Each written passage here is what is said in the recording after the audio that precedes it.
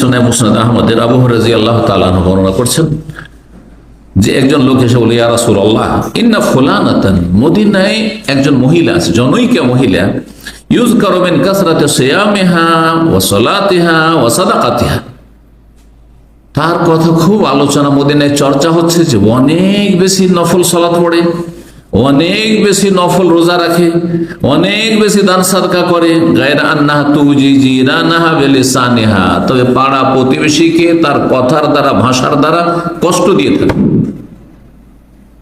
কষ্ট দেয়।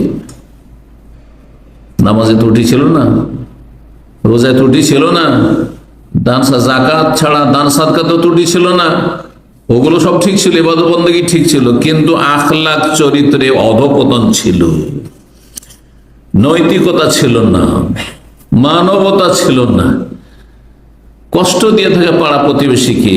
বললেন নবী সাল্লাল্লাহু আলাইহি ওয়াসাল্লাম, কাল হিয়া ফিন্নার, ওই মহিলা জাহান্নামে যাবে।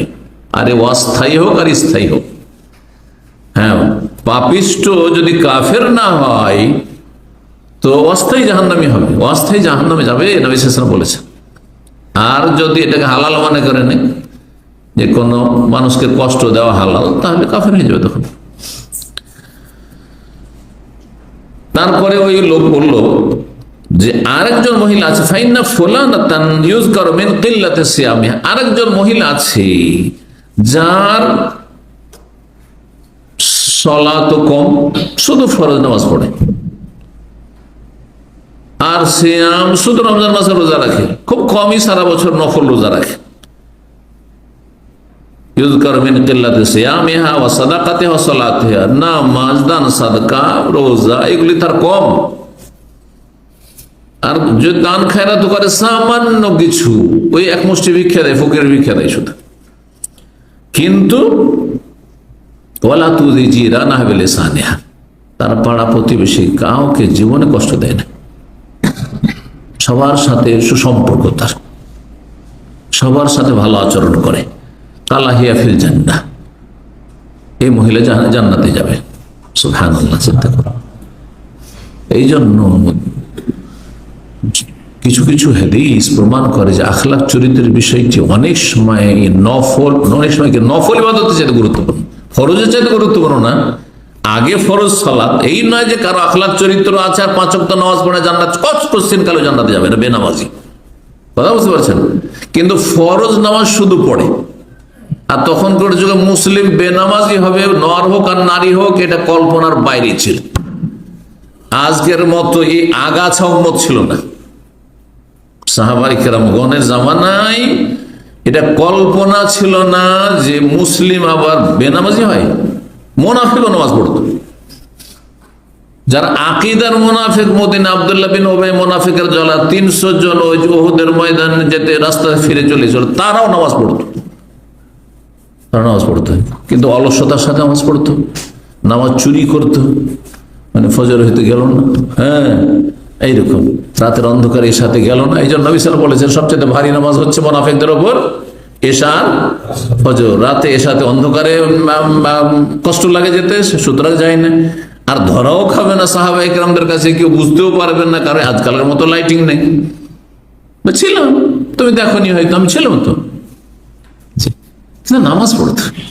তাহলে তখনকার মুনাফিকরা, আজকালকার বেনামাজি যাদেরকে মুনাফিক হয়তো বলছেন না, মুনাফিক হয়তো বলছে, মনে করছি না আমরা, হ্যাঁ মুসলিম সমাজের আমাদের সদস্য মনে করছি, মুসলিম উম্মার তাদেরকে সদস্য মনে করছি, তাদের চাইতে ভালো ছিল। চিন্তা করুন বিষয়টি, নামাজের বিষয়টি কত হালকা করে দেখলে হবে না। কিন্তু শুধু ফরজ নামাজ পড়ে 17 রাকাত, নফল কোনো নামাজ নাই, শুধু রমজানের রোজা রাখে, শুধু যাকাত দেয়, কিন্তু চরিত্র ভালো, জান্নাতে যাবে, এই হাদিস প্রমাণ করে।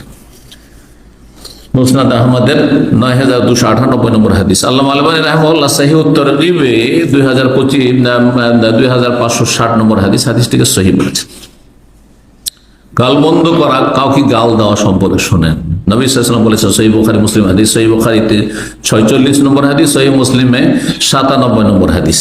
সিবাবুল মুসলিমে ফুসুকুন ওয়া কিতালুহু কুফর, রাসূলুল্লাহ বলছেন মুসলিমকে গাল দেওয়া কি ফাসিকের কাজ, মুসলিমকে গাল দিলেই যদি ফাসেক হয়ে যায়, সে পরিচিত ও অপরিচিত, আপনার ভাষাভাষী অন্য ভাষাভাষী, তাহলে যদি আপনি স্ত্রীকে গাল দেন, সারা জীবনে সবসময় সঙ্গী তাকে যদি গাল দেন, আপনি ছেলে মেয়েকে গাল দেন, বাপ মাকে যদি গাল দেয় কেউ, ভাই বোনদেরকে যাদের সাথে রক্তের একই মাতৃগর্ভ থেকে দুনিয়াতে এসে, চিন্তা করো তো, তাদেরকে যদি গাল দেয় কেউ, হ্যাঁ, আত্মীয় স্বজনকে যাদের সাথে রক্তের সম্পর্ক আছে, ব্লাড কানেকশন আছে, তাদেরকে যদি গাল দেয়, চিন্তা করুন।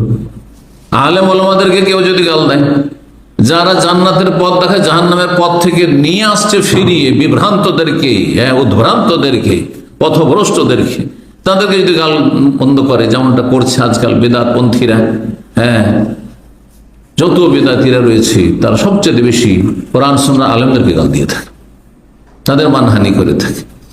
কিন্তু আল্লাহ কঠিন শাস্তি রেখেছে তাদের জন্য দুনিয়া এবং আখিরাতে, কঠিন শাস্তি রয়েছে। ফাসেকি কাজ, পাপিষ্ট, ফাসেক মানে পাপিষ্ট।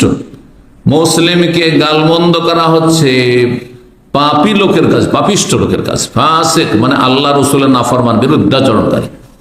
ফাসাক ইয়াফসুক মানে বেরিয়ে যাওয়া, আল্লাহর আনুগত্য থেকে বেরিয়ে যাওয়া আর রসুলের আনুগত্য থেকে বেরিয়ে যাওয়া, সেটা ফুল বেরিয়ে যাওয়া হোক আর আংশিক বেরিয়ে যাওয়া হোক। এই জন্য বড় ফাসেক হচ্ছে কাফের, যে পূর্ণ মাত্রায় আল্লাহ এবং রসুলের আনুগত্য থেকে বেরিয়ে গেছে। আর যারা বিভিন্ন পাপে জড়িয়ে আছে, কাবিরা গুনাহতে, তারা ফাসেক।